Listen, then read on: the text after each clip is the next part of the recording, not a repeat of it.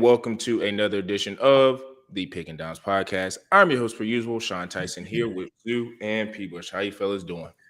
I'm doing well, man. Unfortunately, my first fantasy basketball season in 14 years ended because of Draymond Green on Sunday night, man. I was up 18.5 going into Baylor it. got more than that? 19.5. I lost by 1 point, man. 1 point. I mean, he didn't need much. I mean, he's like projected around 20. You know, he had a nice game, really strong first quarter, just super strong, and I knew right away. Unfortunate.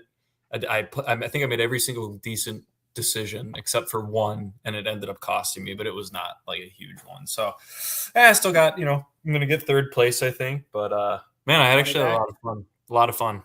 Money back? Yep. Okay. That's all you need, man. Break even. Break even, money back. Break even, man. So I've been enjoying the NBA a lot more this year. Yep. I feel like I haven't been into probably watched more than me this year. What'd you say? You definitely watched more than me this year, 100%. Oh, for sure. Yeah. No, shout out. Because I did fantasy basketball last year, so I definitely tracked the games a lot more. Oh yeah, you just track players, everybody. I'm actually down to do another one next year. I've gotten back into it. But yeah, shout out FanDuel, man. Appreciate the complimentary league pass. It definitely made it more. Yep. Yeah, I don't think I've ever paid for a league pass in my life, man. DraftKings and FanDuel has been sponsoring for the last 9 months right now. There you go. Funny. I got FanDuel for the beginning of the year and DraftKings for the other. Yep. It was beautiful. That's man. I think college, hey man, you said it before, Sean. A little chalky, but a couple big games, a couple upsets. A couple of insane endings. Well, I'm sure we're gonna get into that. Insane. Yeah, we are. Insane. Like whoa. I will say that the level of, oh my God, did that just happen, happened a lot in this tournament. And for the teams that we have in our Final Four, because normally when you have that many moments of like that just happened, you're probably looking at the Final Four like there's a random 10 seed in there because it's just like, holy crap. But there was a lot of March magic, for I guess a lack of a better term, and I was super, super excited about that. And it is pretty amazing because you have so many teams that come into the tournament and, outside of the first round, which is going to happen, there's going to be a bunch of blowouts. Like from the second round on, it was just a lot of holy crap. I can't believe that just happened, which was super, super exciting. And another reason why March Madness is just one of the best products that sports has to offer. So right now we're going to kind of go through a recap of just what happened in the Sweet 16, Elite 8, and then build up to the Final Four. So P. Bush, what were some of those big moments for you in those, like I said, the Sweet 16 and Elite 8?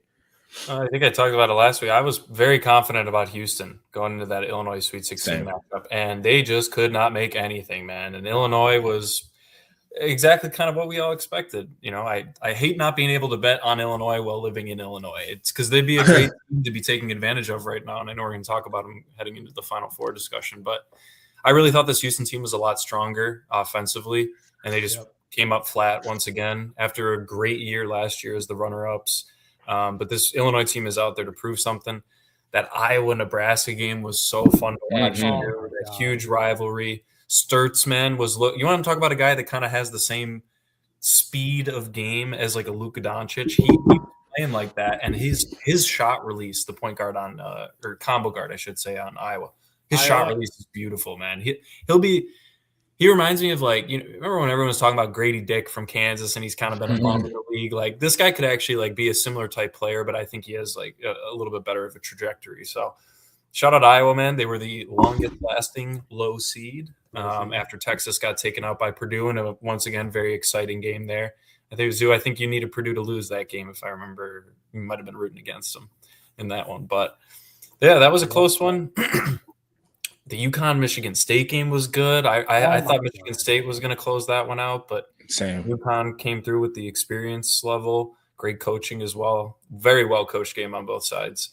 And then obviously my biggest gripe with the Sweet 16, man, was watching Carlos Boozer yell bye-bye to the season. I knew right away. I was like, everybody's about to hate Duke going into this Elite 8 matchup. And I'll save that one for last, that Elite 8 matchup, because the Illinois-Iowa game kind of went the way we all thought it would. Illinois just dominated. Congrats to Iowa making an Elite 8. The last time they made the Elite 8, Iowa? Guess who their team leader was, though? Former Bull. What, Hoiberg? BJ Armstrong, man. BJ There you go. Armstrong. Come on, there's a throwback name right there. BJ Armstrong. But Arizona, Purdue, very expected. Arizona and Michigan, I think we all kind of knew were going to wipe through their respective games. I didn't think Michigan would wipe Tennessee by 33, but just pretty much based on how Tennessee had been playing. But Michigan and Arizona, that's the matchup I'm most excited for heading into the Final Four. But I don't think I've experienced a more clutch shot in any basketball game than that Mullen shot. The only one that I can put on par is the Ray Allen tying shot. And you're comparing NCAA to NBA, but I really don't think there's another NBA shot that I can think of. You could say the Lillard shot, whatever. That could have gone to overtime. Could have gone to overtime, man. And it wasn't a game. It wasn't do or die. And then you could go back to his shot against the Rockets. They were up 3-1 in that series, man. That just closed out the series for them in 2014 when he hit that shot. The Chris Jenkins shot, it was tied. If you missed, it could have gone to OT. Jalen Suggs' shot from half court in 21, that could have also been going to overtime. This was do or die, man. And you're talking about taking a 35-footer that apparently he thought was for the tie. And that's why he jacked it up so easily. Ooh. And they didn't even consider driving the ball in. Not that they probably would have had the best look if Caravan had ended up driving it there. Good thing he thought it was for the tie, man. Oh, unbelievable. But I mean, you hate to see it because, and I was actually talking to my dad about this afternoon, but if you watch Duke on that press break play, you can tell they ran that play hundreds of times. That inbound to the corner, right back to Cam Boozer in the centers. He centered the ball, got it straight up to near half court. And it's the pass that you should be able to make every single time. The over the top, lob it up there. If he gets 4 to 5, maybe 6 more inches of clearance, that game's completely over. Just a pump fake. Or just a pump. Exactly. Or just a pump fake. But, he's an 18, 19-year-old. He's in the moment. You hate to see it for him. I respect a lot in his post-game interview, taking the ownership. That's a grown man move at 19 years old. As a guy who's kind of been overshadowed by his brother really the entire year, and then unfortunately he's the one that makes the mistake at the end. I also put it on Shire. Zoo, I think he made that comment to me coaching. He was asking him to advance the ball, but once again, if I'm the coach and I'm the player, I'm always looking for that pass that Caden Boozer made. At some point, you got to credit the UConn guys going up like 2 volleyball blockers in the Olympics and getting a fingertip on it. It was a great play. That was a good double. Great play. He had no space. And to your point, Sean, he could have held it, pump faked it, but he rushed it just like any one of us would have. Reaction, yeah.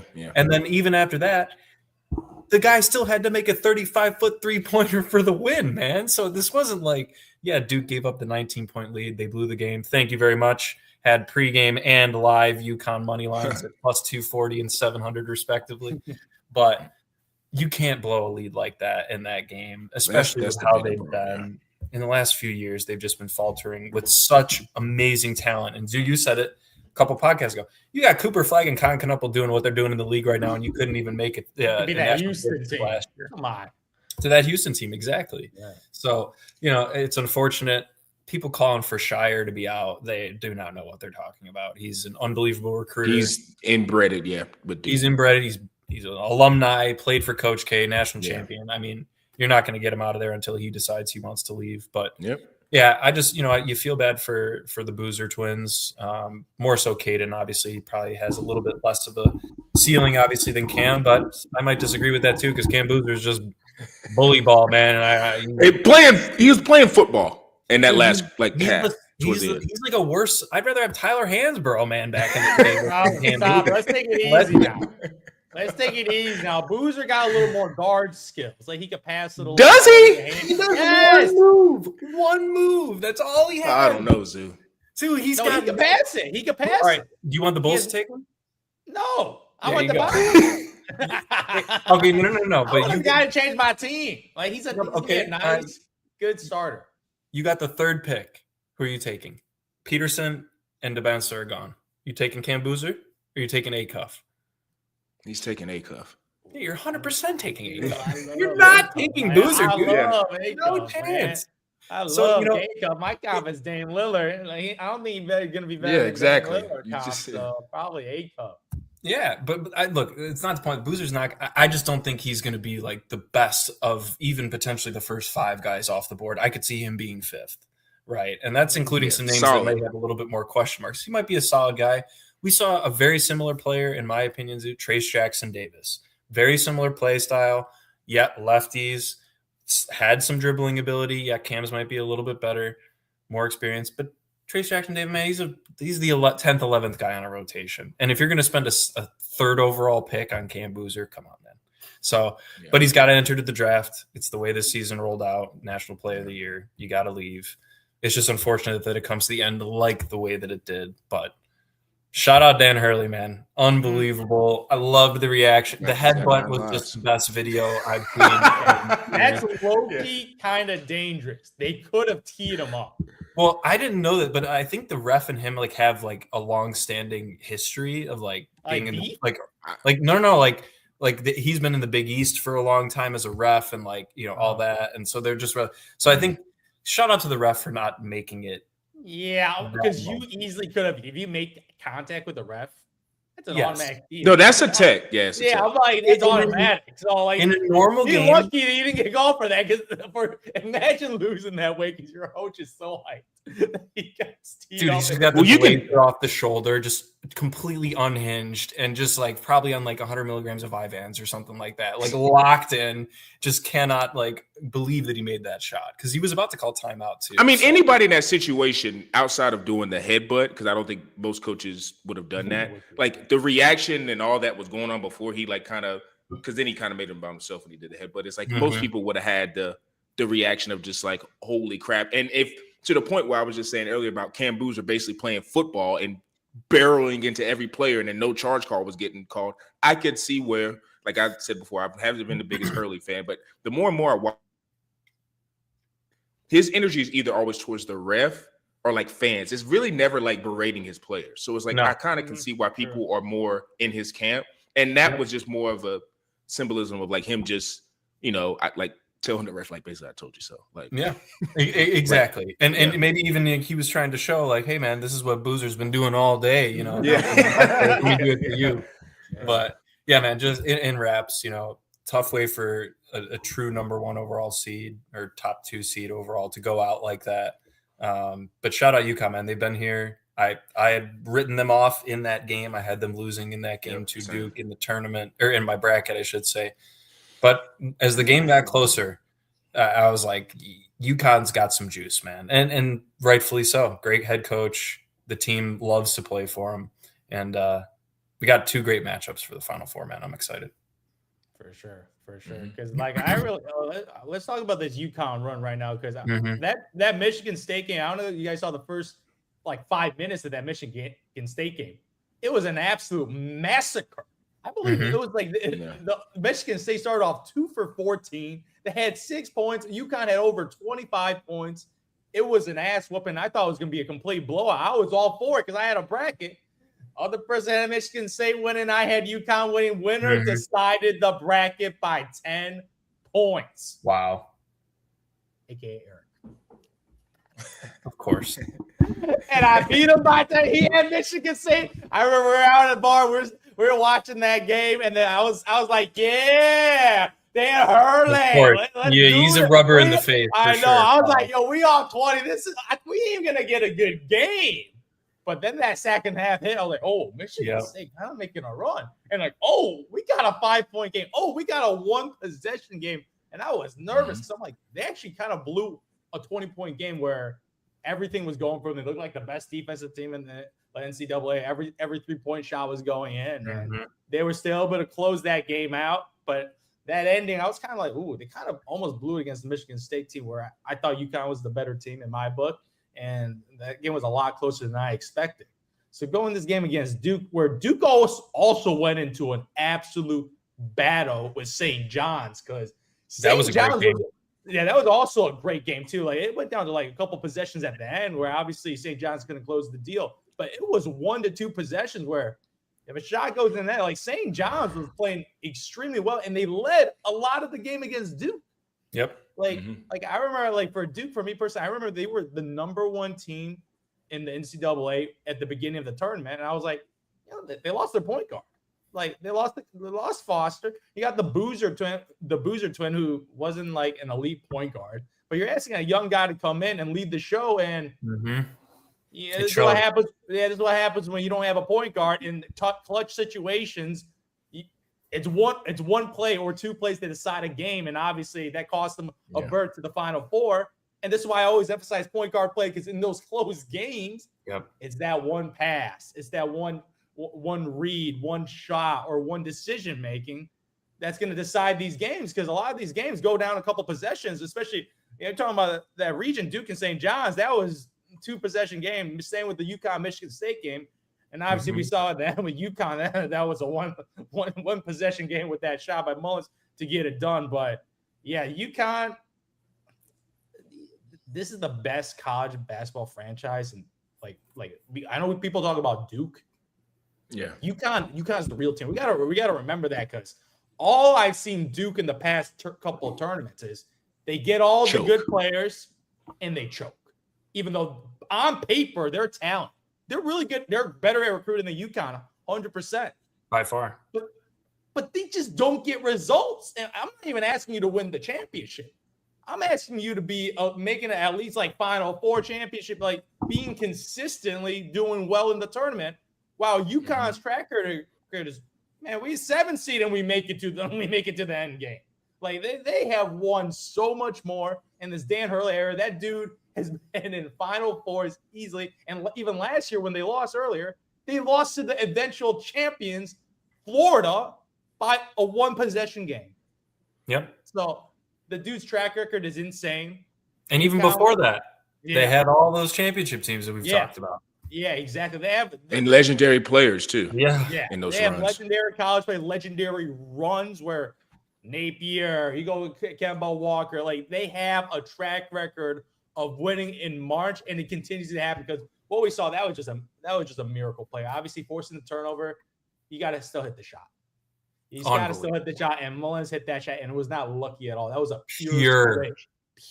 And he was having an off game too. If you look at his stats, dude shot less than 40% that game, so having the confidence to pull up in that situation where you force a turnover, you got to go. You might go too fast. You might dribble into defense and turn over. No, he's like, I'm going to dribble in. Obviously, he thought he needed 3 to tie, which thank God he did, because it might have affected his decision-making. But he didn't think about it. Yeah, he didn't think about it.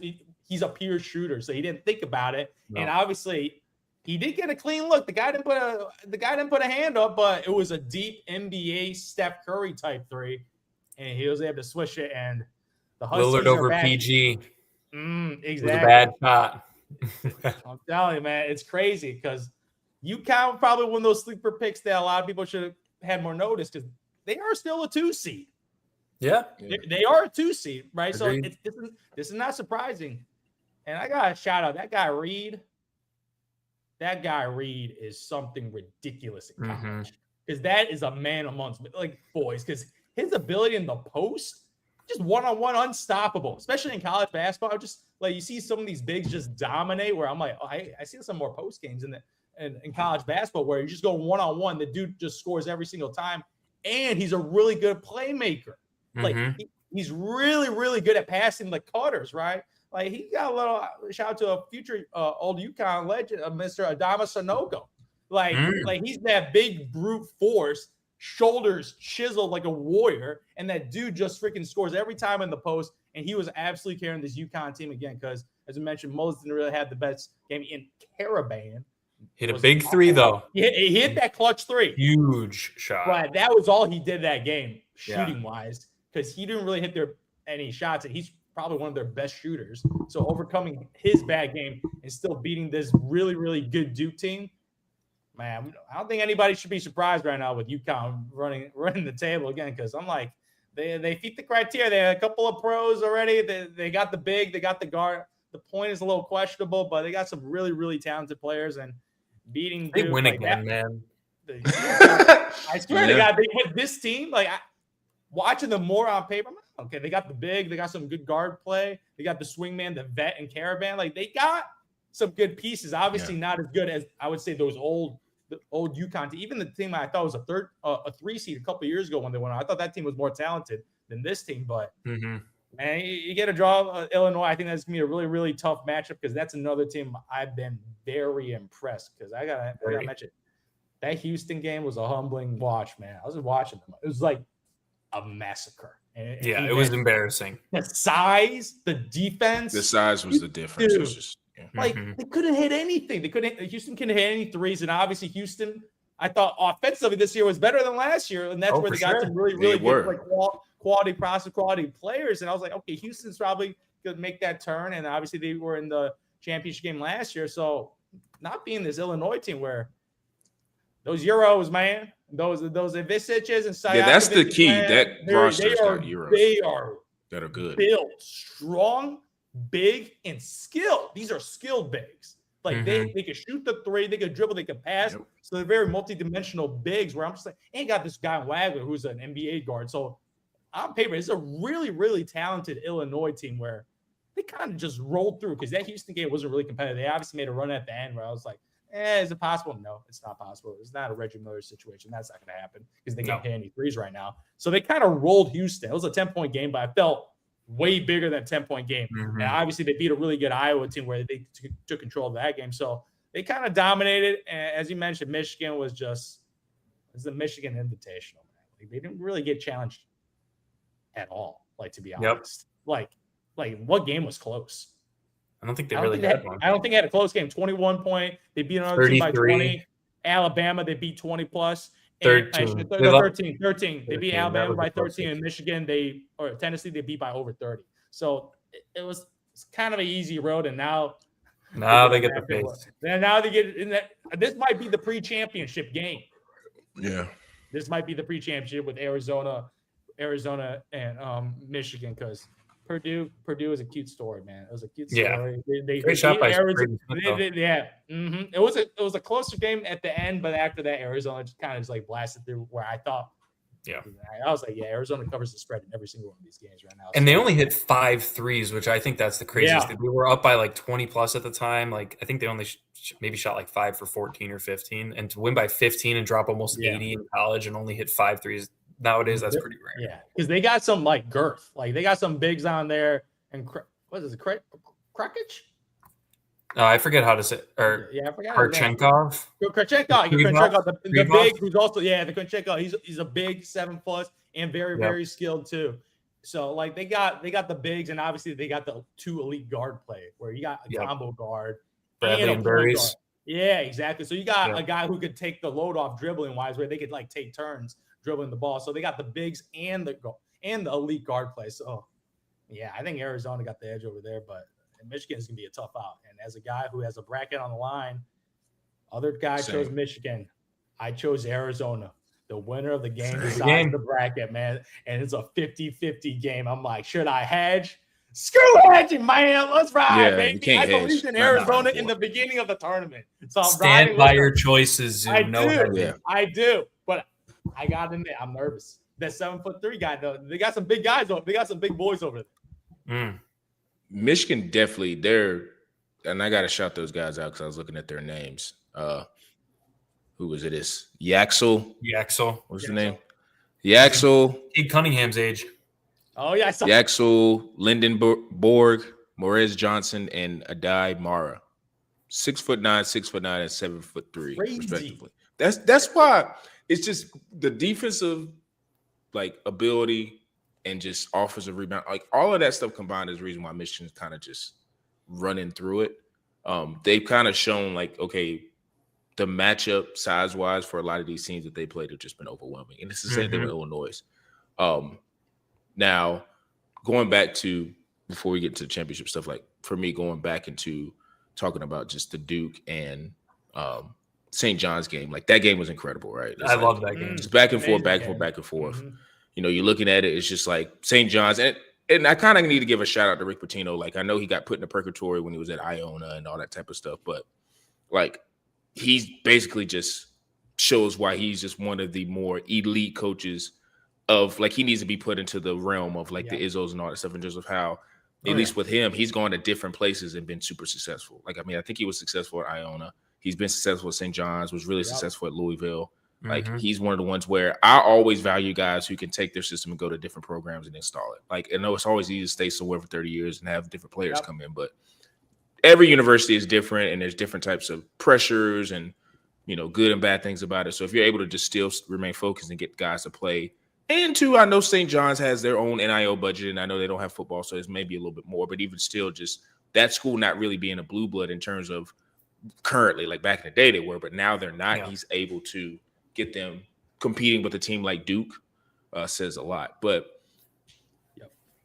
we were just talking about before the pod, and this is going to sound sacrilege, but like when I watch Isaiah Evans in that St. John's game, his game screams like NBA All-Star. Like 4 for 8, very fluid, can get to the bucket at any point, can take contact, can dribble. Like his game, like it's not to me, it won't be shocking if he ends up being the best player off that Duke team in the NBA. Wow. I think he's really talented as a scorer. Wow. Like he's really that St. John's game, like he's been good all year. But the St. John's game when like Duke was like crawling back and St. John's like was some random guy. Like what was it? St. John's had a guy that but like 4 or 5 or 4 for 4 for 3, like just going crazy. When St. John's was building like that 10, 12 point lead, like he was the one making key clutch shots. Mm-hmm. And two, if you watch towards the end of the game, like they were getting plays for him. So like he kind of has a little bit of that. He's 6'8", 6'9". You know, he thought about leaving last year because it's like, you know, all of them guys are one and done, and he probably could have got drafted and been on the team and probably been at this point in the NBA, maybe developing at a decent rate. But he came back smartly just for one more year, became more of a feature scorer. And like now he came to the tournament because I was looking at his stats. Like he was 19 points a game, 5 rebounds for a guy who's that skinny, 51% from the field. I mean, 3-point was 33%, but that's I could see him being that, you can work with that.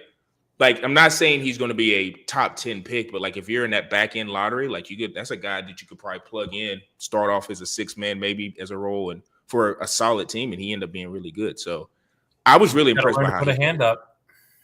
Yeah, and his IG handle, if you guys saw, that didn't help either. Get your hand. But up. I'm also not mad at that because like how we were talking about how Caden panicked, like most of us probably just would have panicked in that moment. You just throw it up high because you think nobody's going to jump that high to block it. You don't Same thing with him is like, yeah, you don't want to be that guy that fouls because he's hitting all 3 because it's UConn. Like the UConn guard that gets fouled at the mid-court line is hitting all 3 free throws. He's not missing. Yeah. So then it's just like you'd rather take your chance with him like because you not think he's going to make a 40-40. But it also speaks to how I talked about earlier too with Hurley. Like his players, I think, have so much resilience and play hard for him. Is because, again, I think a lot of his energy is always towards a fan who's talking crap, the media at large, or the refs. And I think the players, oddly and weirdly enough, feed off of that. So when you've had, and it always helps when you had, you know, a couple championships in the back pocket. Like you're loose. Like you're just loose as a coach. You're like you're high, like you're just wired differently. You're just in this whole zone of like, I don't care what's going on, how much we're down. If I feel like you're screwing me, I'm going to be in your face. I'm going to be talking. I'm going to be doing whatever I got to do to get my team motivated. And your team kind of feeds off of that. So I think with UConn, they just have championship DNA. There's no other way to really explain it. That's just the program is like, if you want to go in the textbook and look up if that's a phrase, championship DNA, it's UConn. They just don't die. And the coach is part of that. He's just fiery and he's always fighting for his guys. So to I would have loved to hear the halftime. Yeah, halftime was probably insane. And of course, I'm thinking UConn is more of a big boy franchise, at least for basketball. There's somebody filming a lot of this stuff, and when he ends up retiring, he's going to have all this probably on the 30 for 30 somewhere. Oh, yeah. Because he just seems like he's got the ego to do that. But to me, it's like I said, talking about Hurley and just his moxie and all that type of stuff. I'm not mad at anybody who's like, okay, I got UConn winning it because it's just like I said before the tournament, I was like, I had this game UConn Duke, and I was looking back and making sure I was like, yeah, I had UConn winning it because it's Darren Hurley and UConn. They just know how to win. And conversely, on the other side, John Shire's got a lot of choke jobs on his resume. It's a lot, and it's kind of like it's back to back now. It's back to back. Epic fashions where your team was dominating and last year feels worse because they had Flag and Khan. Like you got like, come on, man. It was a deterioration of a minute and a half. This was a deterioration in the last like 30 seconds. Yeah, and it's just a luck. Like I said, love Braylon Mullins, but like he's probably making that shot 2 out of 10 times. Like it is what it is. It's just that was probably more gut wrenching as a fan. Yeah, but like last year was just unacceptable. Yeah, but like I said, nobody feels bad for Duke fans. But it's like, dude, some coaches just kind of know how to push certain buttons in those moments, and certain coaches don't. And I think sometimes what happens, and it's not really a Duke thing, we're just talking about Duke in a moment, but a lot of these programs that are just like considered the blue bloods and they have all these high major guys, is I think a lot of coaches, even they would never admit this, but I think they sometimes think because they have so much talent that they don't think necessarily, I don't know if they prep for being in close games. I don't think they do.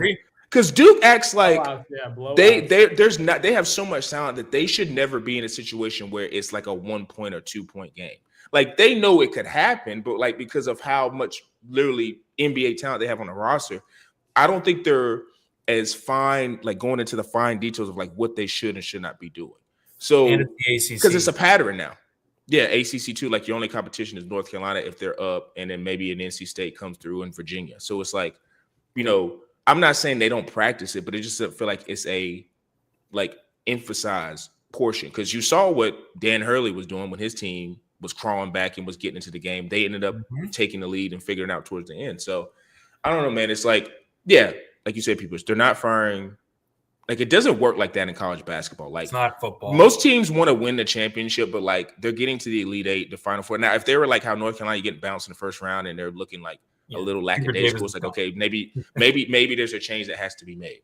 But John Shire just needs to figure out how to coach better in close moments. The only way I think he gets over that hump is he's got to get to the championship game and win it for the monkey to get off his back, because it's going to continue to be there.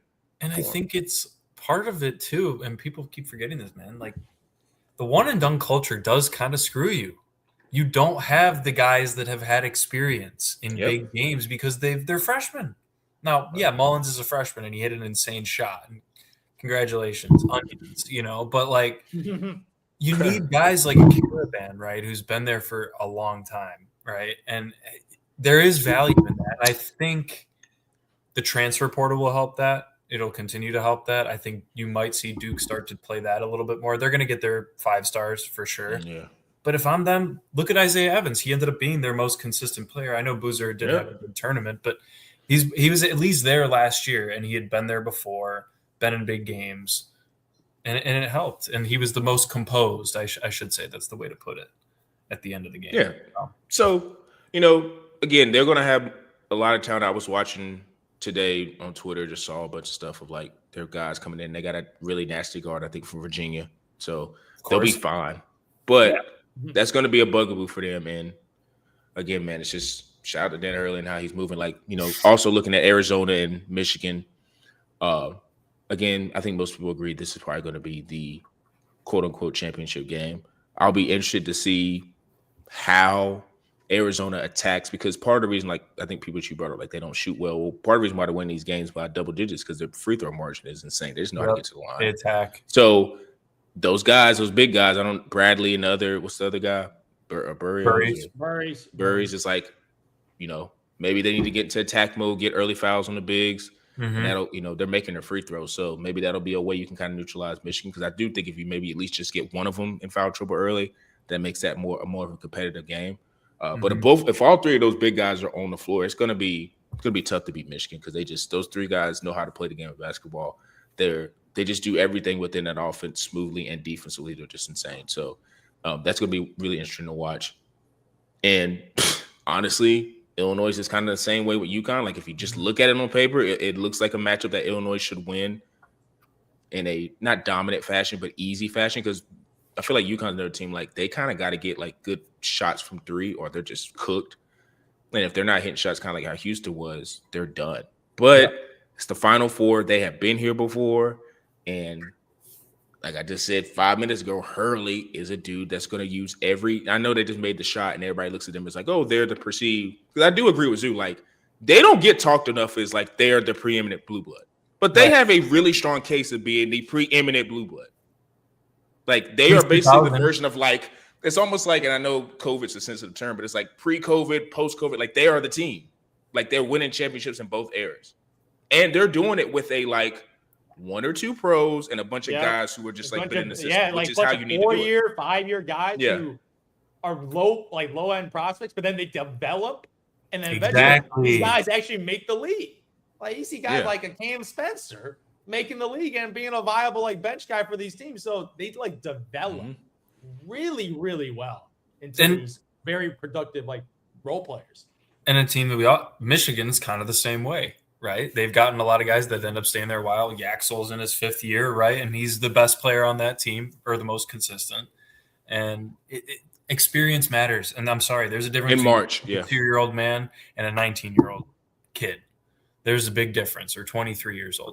We talked about it with the Hoosiers in football. It is when their physicality matters, it's a huge difference. And when you got, to your point, 2 6'9" dudes and a 7'3" guy as the Wolverines, that's unstoppable, man. In current college basketball, we never saw that growing up. I'm sorry, man. Hashim to beat who?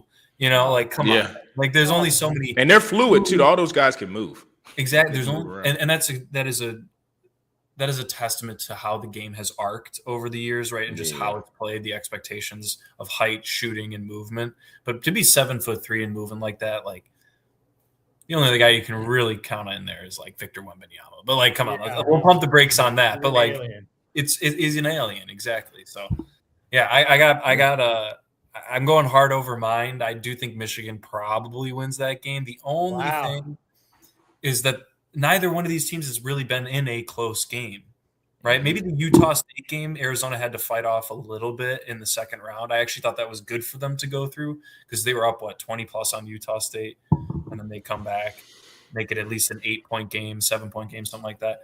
Michigan hasn't really had to do that at all. I mean, Alabama was within 13, but they went on that huge run against Tennessee. I mean, it was just genuinely impressive, but I got Arizona winning it all, so I'm going to pick Arizona. The UConn-Illinois game, I genuinely think this is a toss-up between experience and physicality and size.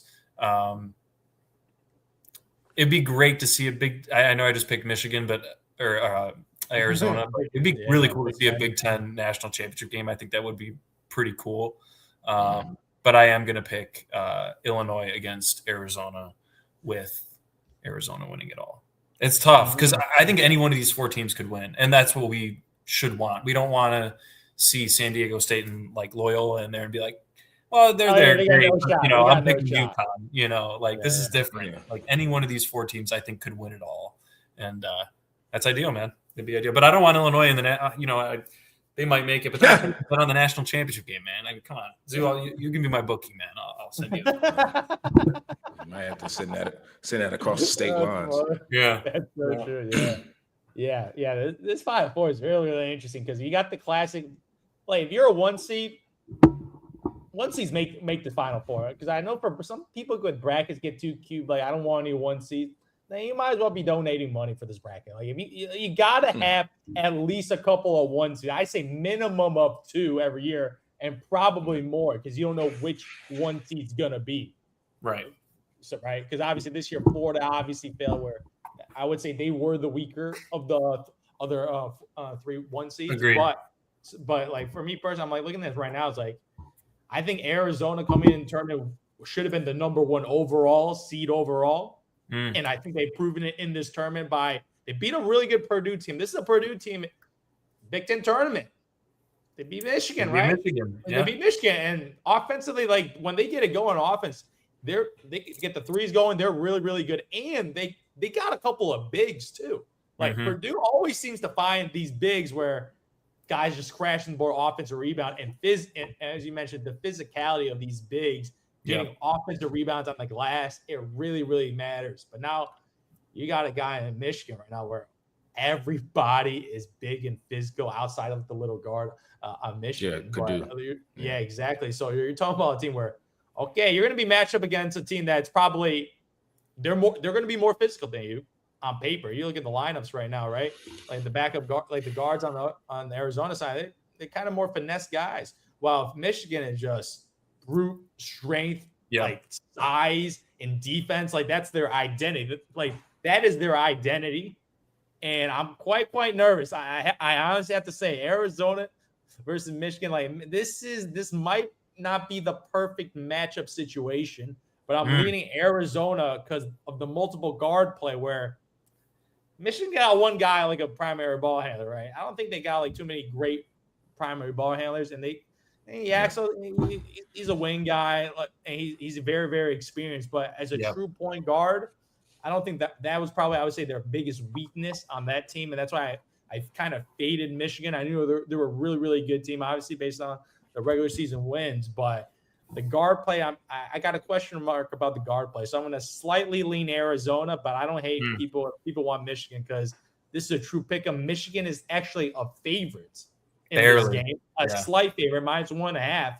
But you get Arizona a plus 100, like get a little plus money there. But this is a definition of a coin flip game where it's going to be an intense game because I think it's going to go down the wire, and I feel like it's going to go down to 1 to 2 possessions where if you hit a 3 or you make a turnover, that's going to decide this type of game, man.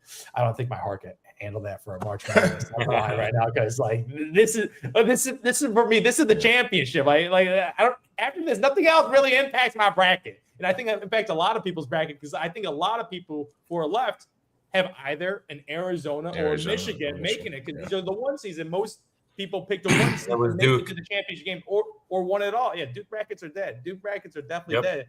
And you're talking about the outliers, the 2 and 3 seed in Illinois and UConn. Like Illinois definitely looked like the best team in that region. Compared to obviously they destroyed Houston, so they got to face and Florida. Obviously, that was probably the worst 1 seed this year. So you look at Illinois, it's no fluke of what they did, and as you mentioned, the bigs and the physicality.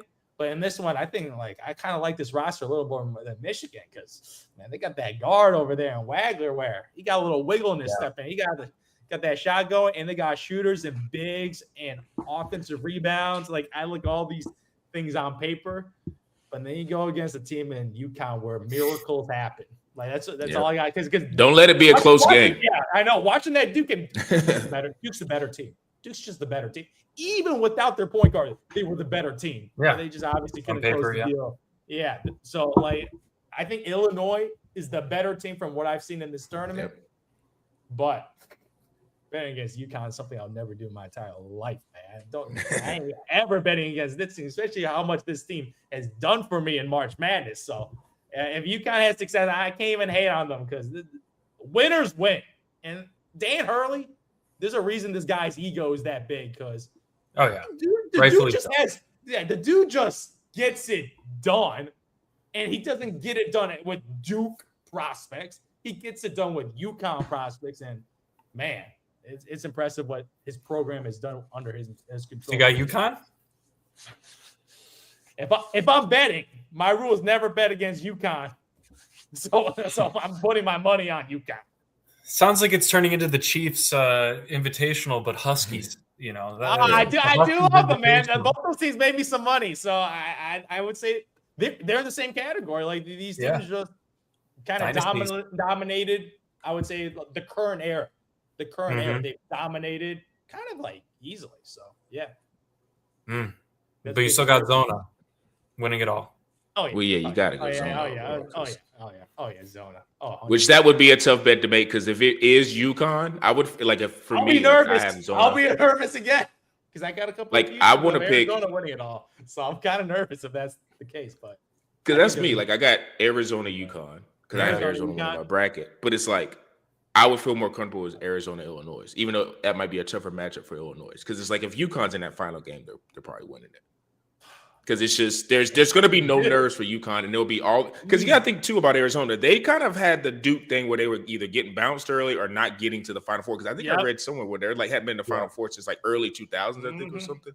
So it's they kind of had that bug over too. So them now being there, there's going to be extreme nerves for Arizona, and Hurley and the fellas are just going to be out there free flowing, making. They'll probably start off 4 for 5 from 3. They'll just be gunning and going crazy because they've been there before. So.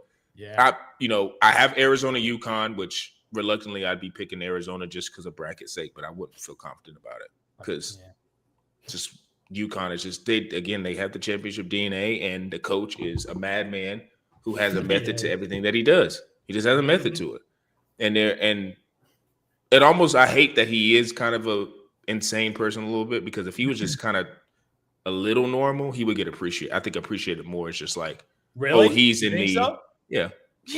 Because think about if he had Krzyzewski's decorum. They would be talking about him oh, he's the second greatest coach. Because this run is insane. He's closer. And if he were to win it this year, like we got to start. The conversations would be whoever. Would you say? He's closer to Bobby Knight than Coach K. Yeah. And that personality is nobody's going to celebrate that type of personality.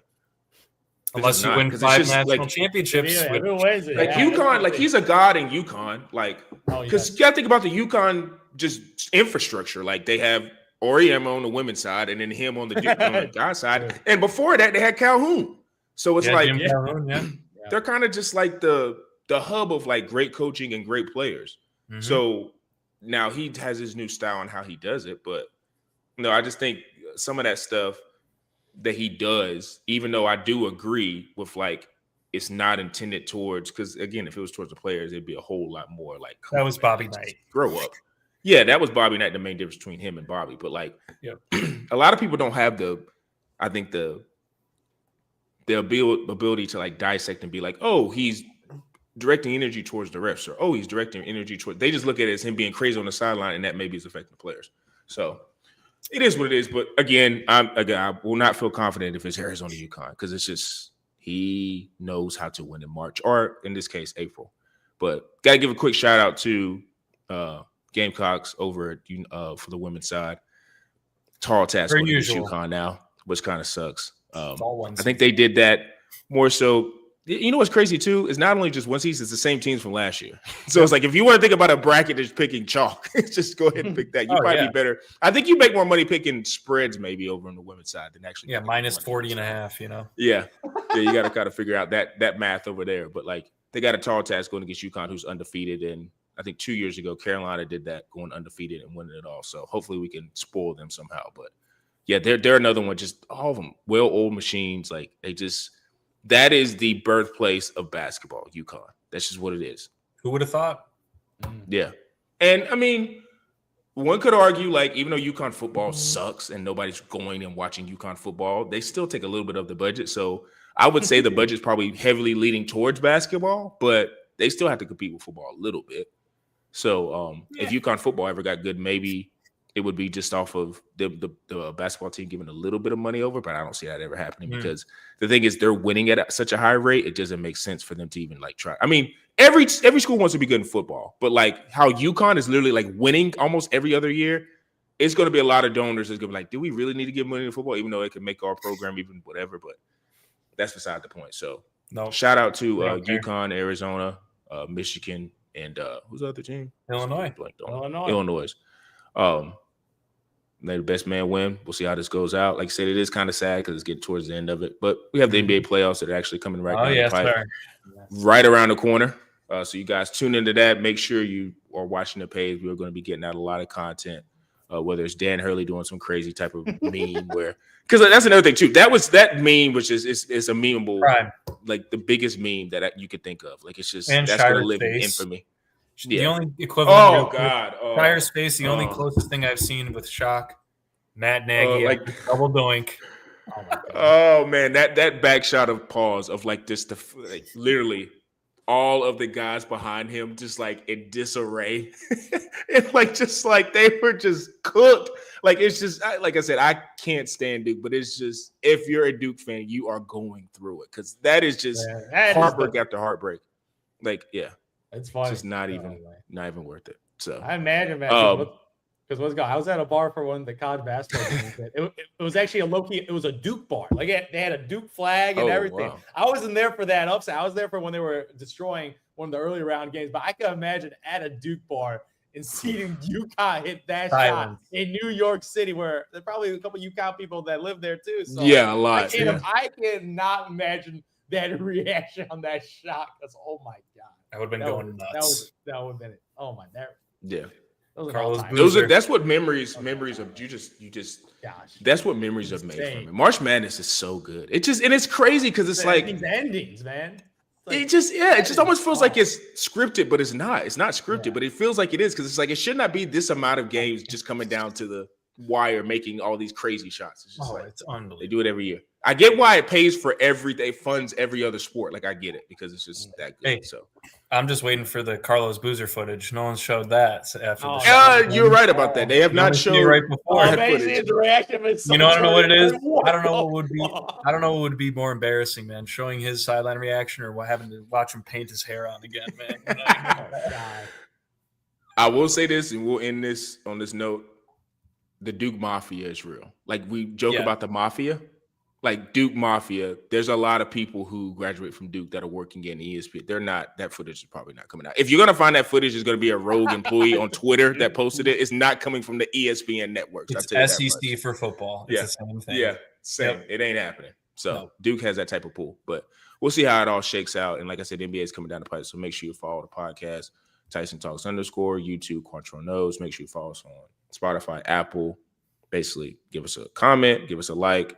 About the podcast itself, whatever you dislike, whatever you like, so we can get in algorithms. And for me, Zoo and P. Bush, we are out.